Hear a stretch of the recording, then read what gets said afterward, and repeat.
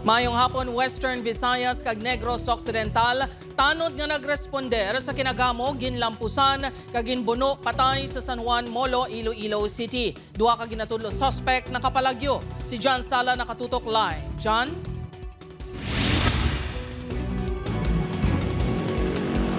Jert, hustisya ang ginasigitan sa karon sa pamilya sang isa ka barangay tanod nga ginbuno patay matapos nga magpatuman lang sang iya katungdanan.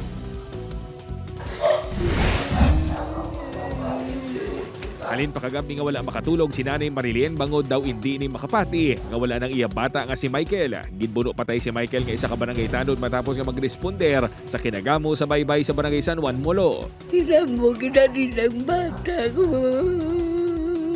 Di ko yan mamatod. Base sa investigasyon, ang gamong nagluntad sa tunga sang mga grupo sang pamatanon.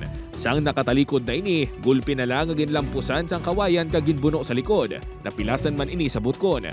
Ginatudlo nga nagbuno sa biktima si alias Jet 25 anyos. Ang ginatudlo naman nga naglampos kag naghatag sang kutsilyo kay alias Jet amo si alias Toto, isa ka minor de edad.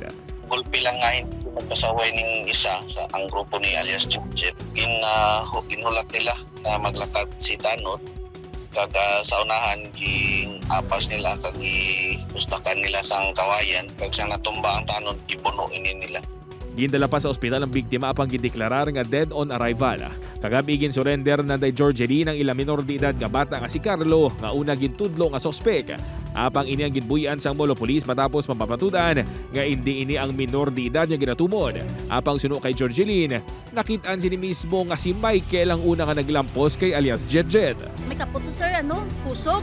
Si Michael, pag ya posisyon niya, gimpatira niya si Jet sa pusog. Hammer, amo to nakaduko si Jet, sir. Pag duko ni Jet, ay na kuya sir, kabalo kung ano na nagkalatabo, nakibot ako nga gilagas sa ni Jet. Nagapabilin nga at large alias Jet. Ginpadulungan man sa news team ang balay sini sa barangay San Juan, apang wala sang tabo. Wala pa sir, ongoing niya po naman pagpangiga ang presya. Hindi ini ang unang ation nga may kinagamo sa barangay kag mismo ang purong barangay ang nagtuad nga masami ini nga nagakatabo. Butang nga mas pagahugton pa nila ang seguridad.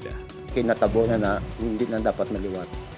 Ikaduha, serbisyuan ta mayo ang tumuloy.